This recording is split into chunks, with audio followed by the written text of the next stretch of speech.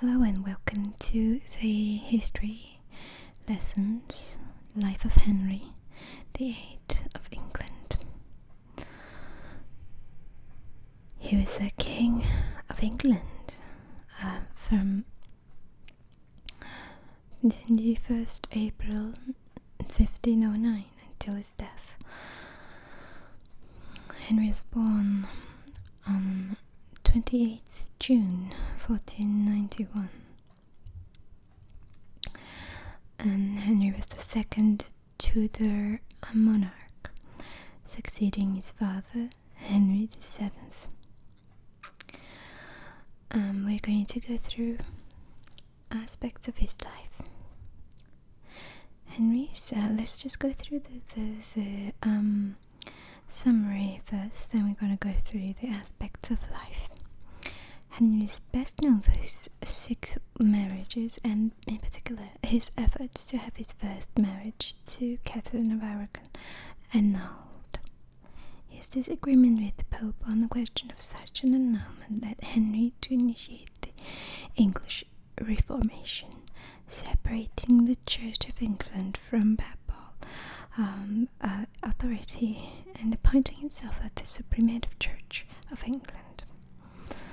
Despite his resulting excommunication, Henry remained a believer in core Catholic theological teachings. Domestically, Henry is known for his radical change to the English constitution, ushering in the theory of divine rights of King to England, besides asserting the sovereign supremacy over the Church of England. He greatly expanded royal power during his reign. Charges of treason and heresy were commonly used to quash dissent, and those accused were often executed without a formal trial by means of bills of attainder. He achieved many of his political aims through the work of his chief ministers, some of whom were banished and executed when they fell out of his favour.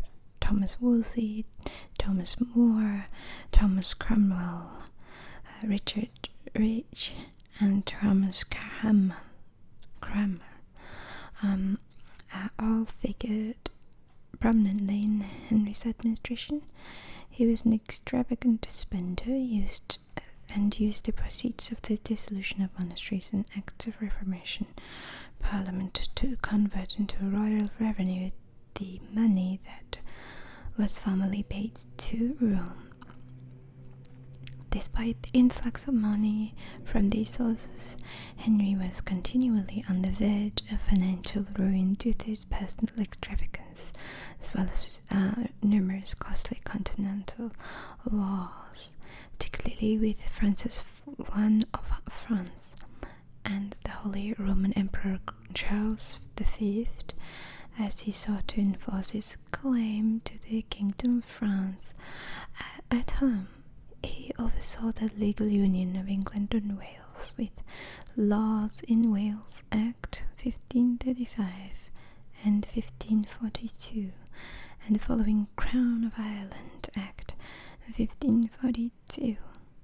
He was the first English monarch to rule as King of Ireland. His contemporaries considered Henry in his prime to be an attractive, educated, accomplished king. He has been described as one of the most charismatic rulers to sit on the English throne. He was an author and composer. As he aged, Henry became severely obese and himself suffered, contributing to his death in 1542. He is frequently characterized in his later life as lustful, egotistical, harsh, and insecure king. He was succeeded by his son, Edward VI.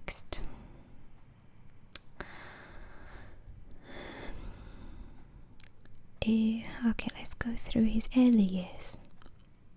He was born on the 28th June 1491. So, At the Palace of Placentia, the Greenwich, Kent, Henry Tudor was the third child and second son of Henry VII and Elizabeth of York. Of the young Henry's 6 siblings, only 3, Arthur, Prince of Wales, Margaret, and Mary, survived infancy. He was baptized by Richard Fox, the Bishop of Exeter, at the Church of Observant Franciscans close to the palace. In 1493, at the age of 2, Henry was appointed Constable of Dover Castle, Lord Warden of Cinque-Port. He was subsequently appointed Earl Marshal of England and Lord Lieutenant of Ireland at age 3, and was inducted into the Order of the Bath soon later. The day of the ceremony was created Duke of York, and a month or so later made Warden of the Scottish Marches. In May of 1495, he was appointed to the Order of the Garter. Henry was given the first-rate education from the leading tutors, becoming fluent in Latin and French, and learning at least some Italian. Not much is known about his early life, save for his appointments, because he was not expected to become a king. In November 1501, Henry also played a considerable part in the ceremony surrounding the marriage of his brother, Prince Arthur, and to Catherine of Aragon, the youngest surviving child of Ferdinand II of Aragon, and Queen Isabella I of Castile. As Duke of York, Henry used the arms of his father as a king, differenced by a label of 3 points ermine.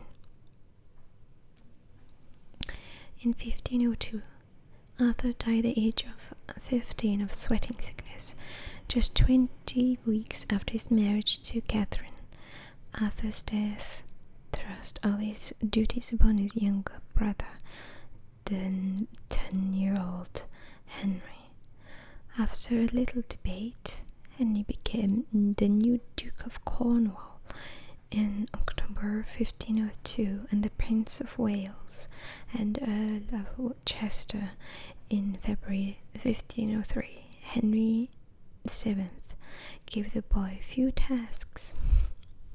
Young Henry was strictly supervised and did not appear in public. As a result, the young Henry would later ascend the throne untrained in exacting art of kingship.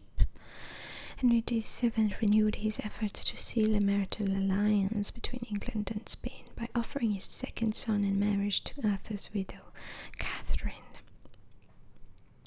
Both Isabella and Henry VII were keen on the idea, which had risen very shortly after Arthur's death. On 23rd June 1503, a treaty was signed for their marriage, and they were betrothed 2 days later.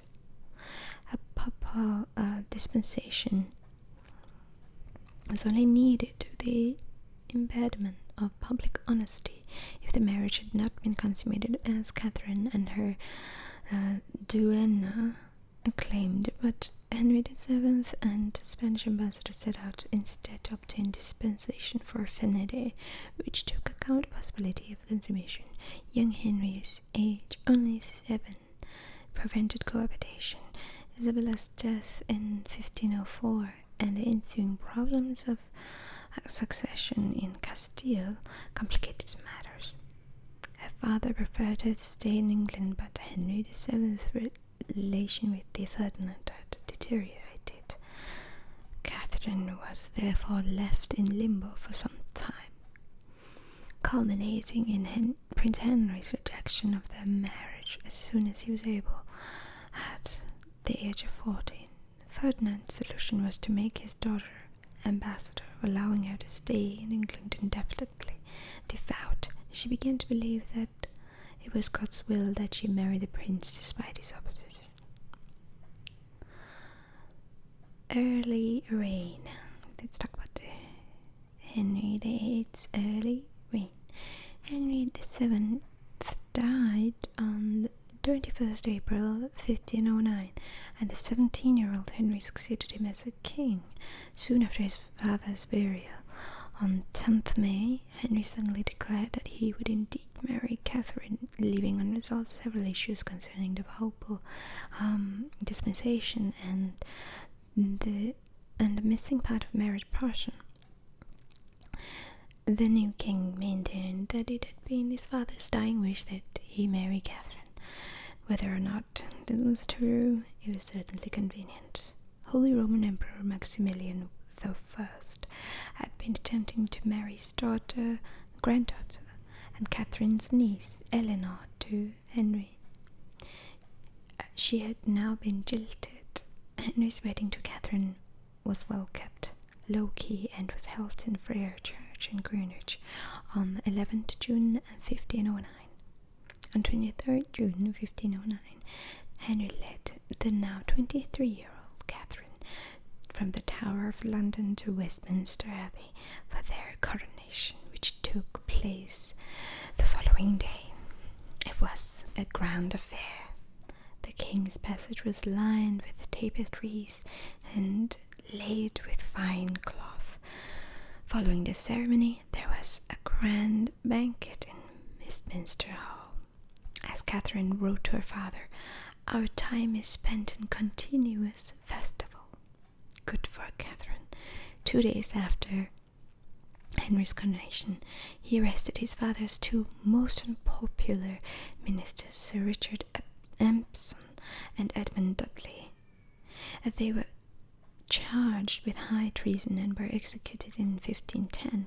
Historian Ian Crofton has maintained that such execution would become Henry's primary tactic for dealing with those who stood in his way, and the two executions were certainly not the last. Henry also returned to the public some of the money supposed extorted by the two ministers. By contrast, Henry's view of the House of York, potential rival claimants for the throne, was more moderate than his father's had been. Several who had been imprisoned by his father, including the Marquess of Dorset, were pardoned.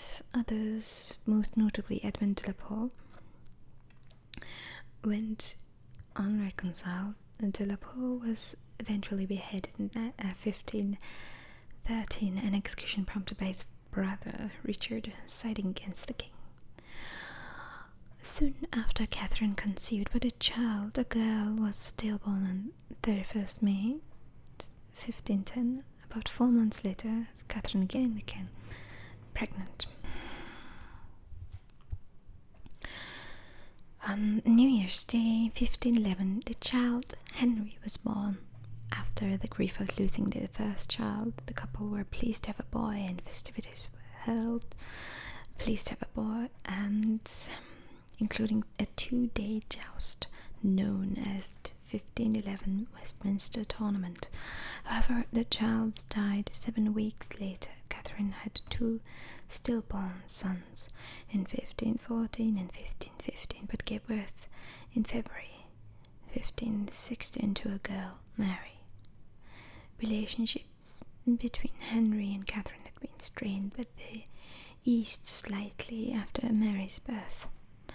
Although Henry's marriage to Catherine has since been described as unusually good, it is known that Henry took mistresses. It was revealed in 1510 that Henry had been conducting an affair with one of the sisters of Edward Stafford, the 3rd Duke of Buckingham, either Elizabeth or Anne Hastings, Countess of Huntingdon. The most significant mistress for about 3 years, starting in 1516, was Elizabeth Blount. Blount is one of the only 2 completely undisputed mistresses. Few for a virile young king. Exactly how many Henry had is disputed. David Lloyd's belief Henry had mistresses only to a very limited extent, whilst La Saint-Pierre believes that there were numerous other affairs. Catherine did not protest, and in 1518 fell pregnant again with another child, a girl, who was also stillborn. Blount gave birth in 1519 to Henry's illegitimate son, Henry Fitzroy. The young boy was made Duke of Richmond in 1525 in what some thought was one step on the path to his eventual legitimization. In 1533, Fitzroy married Mary Howard, but died childless 3 years later. At the time of Richmond's death in 1536, Parliament was enacting the Second Succession Act, which could have allowed him to become a king. Let's go to France and the Habsburgs. In 1510, France, with fragile alliance with Holy Roman Empire in the League of Cambrai, was winning a war against Venice. Henry renewed his father's friendship with Louis XII of France, an issue that divided his council. Certainly, war with the combined might of the two powers would have been exceedingly difficult. Shortly thereafter, however, Henry also signed a pact with Ferdinand after Pope Julius II created the anti-French Holy League in October 1511. Henry followed Ferdinand's leads and brought England into the new league. An initial joint Anglo-Spanish attack was planned for the spring to recover Aquitaine for England, the start of making Henry's dream of ruling France a reality. The attack, however, following a formal declaration of war in April 1512, was not led by Henry personally, and was a considerable failure. Ferdinand used it simply to further his own ends, and it strained the Anglo-Spanish alliance. Nevertheless, the French were pushed out of Italy soon after, and the alliance survived, with both parties keen to win further victories over French. Henry then pulled off diplomatic coup by convincing the emperor to join the Holy League. Remarkably, Henry had also secured the promised title of the most Christian king of France from Julius, and possibly coronation by Pope himself in Paris, if only Louis could be defeated. 30th June 1513, Henry invaded France, and his troops defeated a French army in the Battle of Spurs, a relatively minor result, but one of which was seized on by the English for propaganda purposes. Soon after, the English took Terouanne and handed it over to Maximilien d'Aulnay. A more significant settlement followed. Henry had also led the army personally, complete with large entourage. The absence from the country, however, had prompted his brother-in-law, James the Ninth of Scotland, to invade England at the behest of Louis. Nevertheless, the army overseen by Queen Catherine decisively defeated the Scots at the Battle of Flodden in 9 September 1513. Among the dead was Scottish King, thus ending Scotland's brief involvement in a war. These campaigns had given Henry a taste of military success he so desired. However, despite the initial indication that he decided not to pursue a 1514 campaign, he had been supporting Ferdinand and Maximilian financially during the campaign, but had received little in return. England's coffers were now empty, with the replacement of Julius by Pope Leo X, who was inclined to negotiate for peace with France. Henry signed his own treaty with Louis. His sister Mary would become Louis's wife. having previously been pledged to the younger Charles, and peace was secured for 8 years. And remarkably a long time. Charles V ascended to the throne of both the Spain and Holy Roman Empire following the death of his grandfather Ferdinand in 1516 and Maximilian 1519. Francis I likewise became king of France upon the death of Louis in 1550, leaving 3 relatively younger rulers and an opportunity for a clean slate. The careful diplomacy of Cardinal Thomas Wolsey had resulted in the Treaty of London in 1518, aimed at uniting the kingdoms of Western Europe in the wake of the new Ottoman threat, and it seemed that peace might be secured. Henry met Francis I on 7th June 1520 at the field of Cloth of Gold near Clay for a fortnight of lavish entertainment. Both hoped to have friendly relations in place of the war of the previous decade. The strong air of competition laid to rest any hope of renewal of the Treaty of London. However, the conflict was inevitable.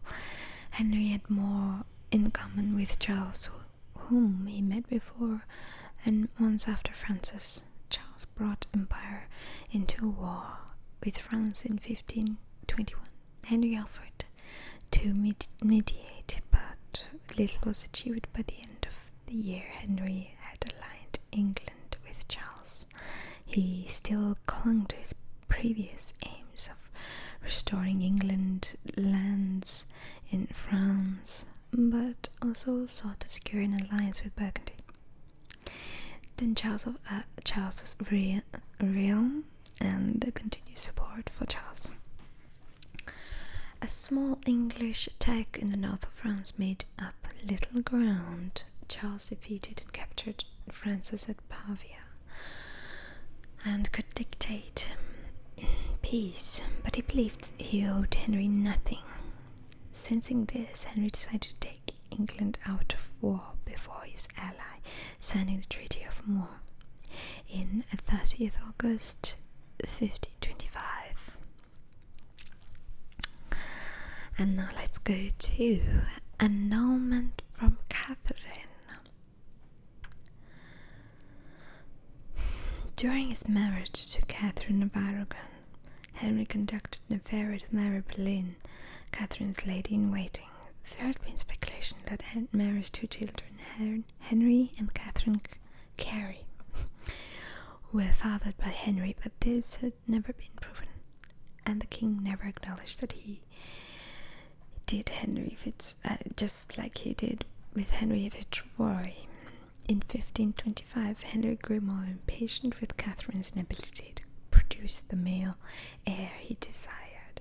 He became enamored with Mary Boleyn's sister Anne, then a charismatic young woman of 25 in the Queen's entourage. Anne, however, resisted his attempt to seduce her and refused to become his mistress as her sister Mary Boleyn had. It was in this context that Henry considered his 3 options for finding a dynastic successor and hence resolving what became to described at court as the king's great matter. These options were legitimizing Henry Fitzroy, which would take intervention of Pope and would open the challenge marrying off Mary as soon as possible, hoping for a grandson to inherit directly. But Mary was considered unlikely to conceive before Henry's death, or somehow rejecting Catherine and marrying someone else of childbearing age. Probably seeing the possibility of marrying Anne. The third was, and ultimately the most attractive possibility, to the 34-year-old Henry, and it soon became the king's absorbing desire to annul his marriage to the now 40-year-old Catherine. It was a decision that would lead Henry to reject papal authority and initiate the English Reformation. Henry's precise motivations and intentions over the coming years are not widely agreed on. Henry himself, at least in the early parts of his reign, was a devout and well-reformed Catholic, to the extent that his 1521 publication Assertio Septem Sacramentorum, Defense of the Seven Sacraments, earned the title of Fide Defender of the Faith, from Pope Leo X. The work represented a staunch defense of papal supremacy, albeit one couched in somewhat contingent terms. It is not clear exactly when Henry changed his mind on the issue, as he grew more intent on a second marriage. Certainly, by 1527 he had convinced himself that in marrying Catherine, his brother's wife, had acted contrary to Leviticus 20:21, an impediment the Pope had never had. He now believed the authority to dispense with. It was this argument Henry took to Pope Clement VII in 1527, in the hope of having his marriage to Catherine annulled, foregoing at least one less openly defined line of attack. In going public, all hopes of tempting Catherine to retire to a nunnery or otherwise stay quiet were lost. Henry sent his secretary, William Knight, to appeal directly to the Holy See by the way of deceptively worded draft papal bull. Knight was unsuccessful, and the Pope could not be misled so easily. Other missions concentrated on arranging an ecclesiastical court to meet in England with the representative of Clement VII. Though Clement agreed to the creation of such court, he never had any intention of empowering his legate, Lorenzo Campeggio, to decide in Henry's favor. This bias was perhaps the result of pressure from Charles VII, Catherine's nephew, though it is not clear how far this influenced either Campeggio or the Pope. After less than 2 months of hearing evidence, Clement called the case back to Rome in July 1529, from which it was clear that it would never re-emerge. With the chance for the annulment lost and England's place in Europe forfeit, Cardinal Wolsey bore the blame. He was charged with a praenomer in October 29, 1529, and his fall from grace was sudden and total. Briefly reconciled with Henry and officially pardoned in the first half of 1530, he was charged once more in November 1530, this time for treason, but died while awaiting trial. After a short period in which Henry took government upon his own shoulders, Sir Thomas More took on the role of Lord Chancellor and Chief Minister. Intelligent and able, but also devout Catholic and opponent of the annulment, More initially cooperated with the king's new policy, denouncing Wolsey in Parliament. A year later, Catherine was banished from court, and her rooms were given to Anne. Anne was unusually educated and intellectual woman for her time, and was keenly absorbed and engaged with the idea of Protestant reformers, though the extent to which she herself was committed Protestant was much debated. When Archbishop Canterbury William Warham died, Anne's influence in the need to find a trustworthy supporter of the annulment had Thomas Cranmer appointed to the vacant position. This was approved by the Pope, unaware of the king's nascent plans for the church.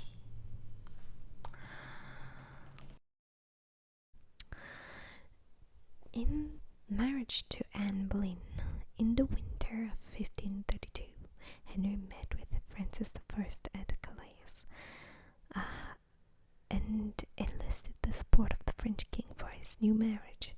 Immediately upon returning to Dover in England, Henry, now 41 and Anne, now 32, went through a secret wedding service. She soon became pregnant, and there was a second wedding service in London, 25th January 1533, on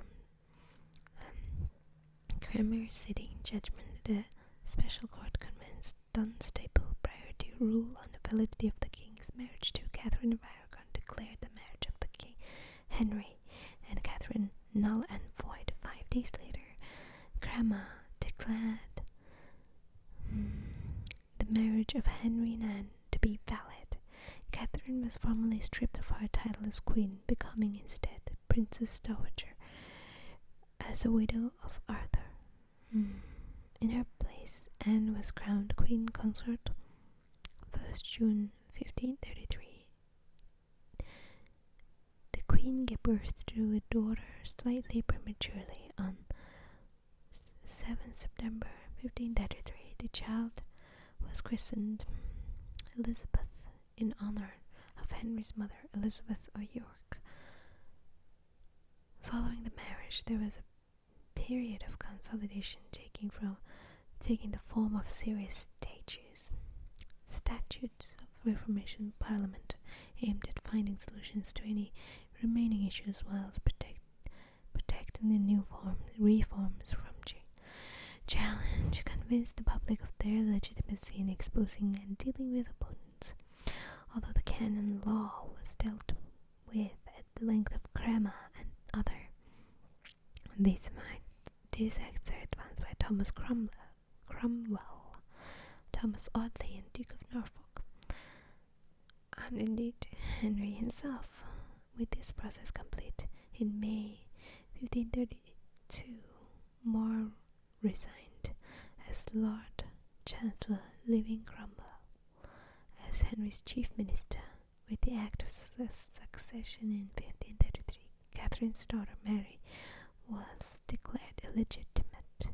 Henry's marriage to Anne was declared legitimate, and Anne's issue was decided to be the next in line of succession. With the Act of Supremacy in 1532, Parliament also recognized King's status as head of church in England, and with the Act in Restraint of Appeals in 1532 abolished the right of appeal to Rome.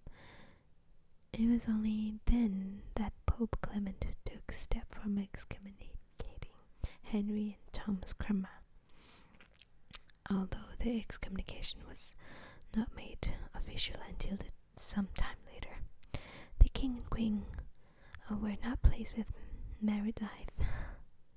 The royal couple enjoyed periods of calm and affection, and Anne refused to play the submissive role expected of her. The vivacity and opinionated intellect that had made her so attractive as an illicit lover made her too independent for the largely ceremonial role of a royal wife, and it made her very many enemies. For his part, Henry disliked Anne's constant irritability, violent tempers. After a false pregnancy or miscarriage in 1532, he saw her failure to give him a son as betrayal. As early as Christmas of 1534, Henry was discussing with Cranmer and Cromwell the chances of leaving Anne without having to return to Catherine. Henry is traditionally believed to have an affair with Margaret Shelton in 1535, although historian Antonio Fraser argues that Henry in fact had an affair with her sister Mary Shelton. Opposition to Henry's religious policies was quickly suppressed in England. A number of discerning monks and got Tusian martyrs were executed, and many more pillared. The most prominent resister included John Fisher, Bishop of Rochester, and Sir Thomas More, both of whom refused to make oath to the king. Neither Henry nor Cromwell sought to have the men executed. Rather, they hoped that the two might change their mind and save themselves. Fisher openly rejected Henry as supreme head of church, but more carefully to avoid openly breaking the Treason Act, which, unlike later acts, did not forbid more silence. Both men were subsequently convicted of high treason. However, more on the evidence of single conversation with Richard Rich, Solicitor General. Both were duly executed in the summer of 1535. These suppressions, as well as dissolution of the Lesser Monasteries Act of 1536, in turn contributed to more general resistance to Henry's reforms, most notably in the Pilgrimage of Grace, a large uprising in the north of England in October 36. Some 20,000 to 40,000 rebels were led by Robert Aske, together with the parts of northern nobility. Henry VIII promised the rebels would pardon them and thanked them for raising the issues.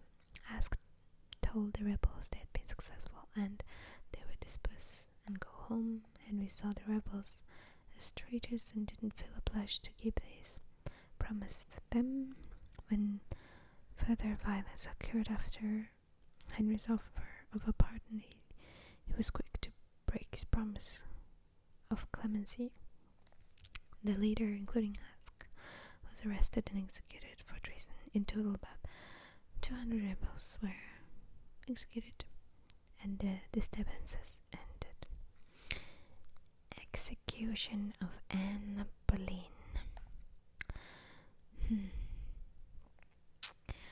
Before I tell you about the execution of Anne Boleyn, let's talk about Thomas More.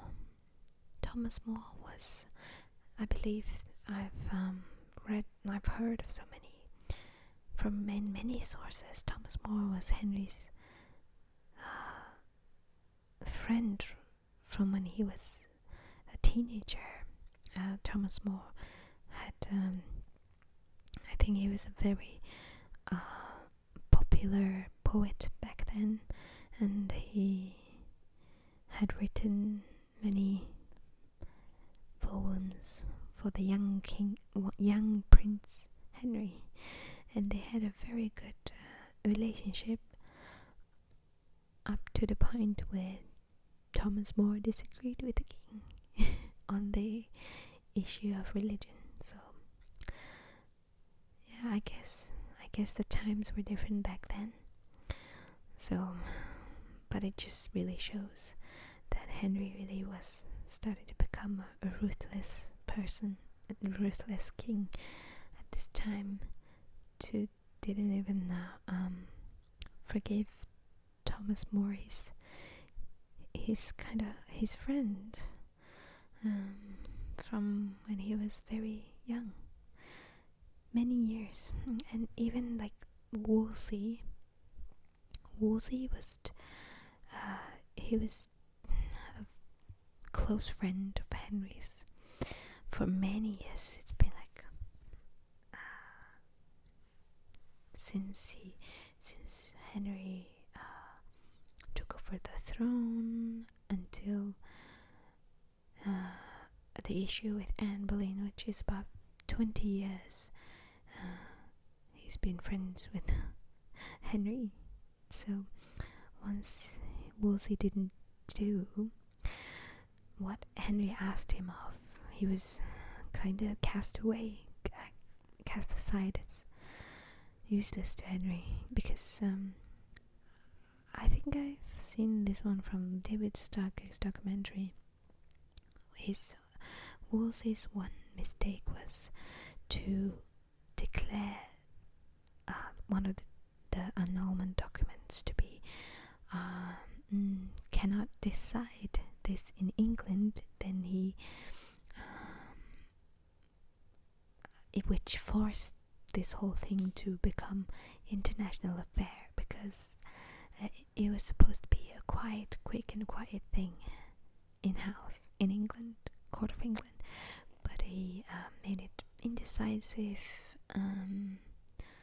in England, so it reverted back to Pope of Rome.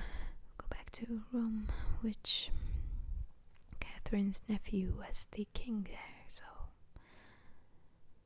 the nephew will look out for the aunt. And so that was Thomas Wolsey's mistake, and also he started to become very wealthy, and that's what he made a lot of enemies. So that's what David Starkey said. Many people say that if you have the ears to the king, you can get away with most things. You can say anything you would believe, as long as it doesn't make him feel bad or something.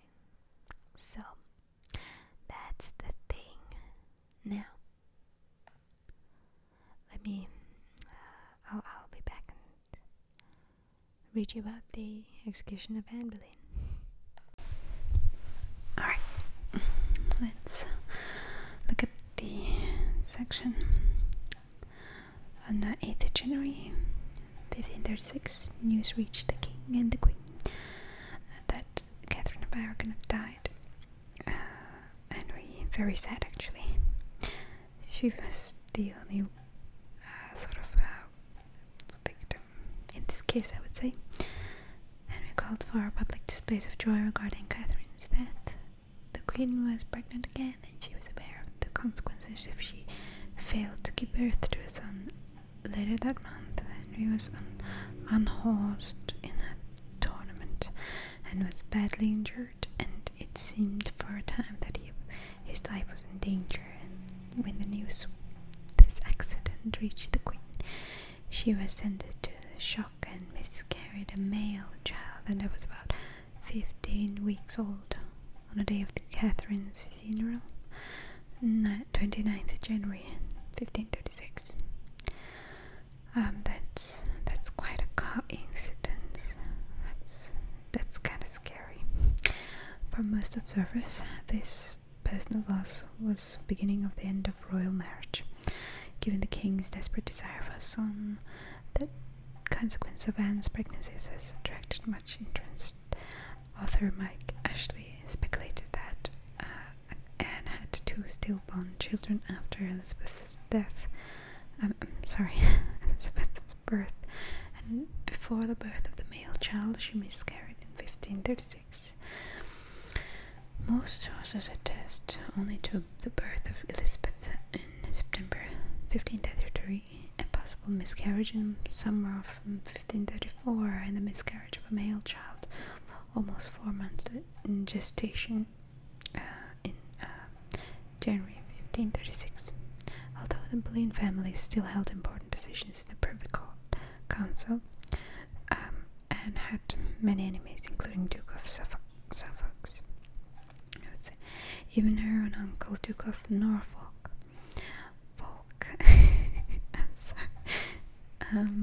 had come to resent her attitude to her power. The Boleyns preferred France over emperors and potential ally, but the king's favourite swung towards the latter, partly because of Cromwell. Damaging the family's influence, also opposed to Anne, were supporters of reconciliation of Princess Mary, among them the former supporter of Catherine, who had reached maturity. Second annulment was now a real possibility, although it is commonly believed that it was Cromwell's anti-Boleyn influence that had led opponents to look for a way of having her executed. Anne's downfall came shortly after she had recovered from her final miscarriage, which is kind of cruel, I would say. Whether it was primarily the result of allegations of conspiracy, adultery, or witchcraft remains a matter of debate among the historians. Early signs of fall from grace included King's new mistress and 28-year-old Jane Seymour being moved into new quarters, and Anne's brother George Boleyn being refused the Order of Garter, which was instead given to Nicholas Carew. Between 30th April and 2nd May, 5 men, including Anne's brother, were arrested on the charge of treasonry, adultery, and accused of having a sexual relationship with the Queen, and Anne was also arrested, accused of treasonous adultery and incest. Although the evidence against them was unconvincing, the accused were found guilty, condemned to death. George Boleyn and the other accused men were executed on the 17th May 1536 at 8 a.m. May 19th May 1536, and aged 36, so young, was executed on Tower Green. I mean, this just shows how dangerous it was to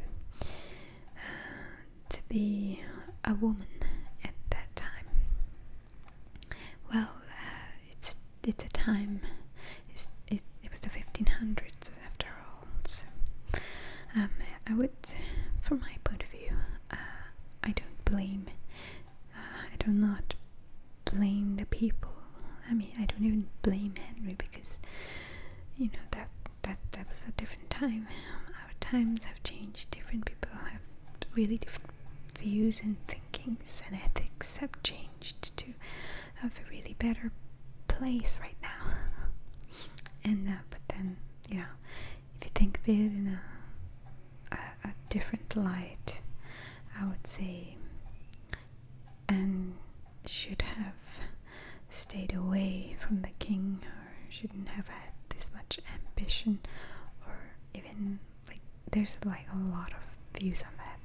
So I would say also it should have been that Henry should have probably been raised in a kingly manner, maybe not as a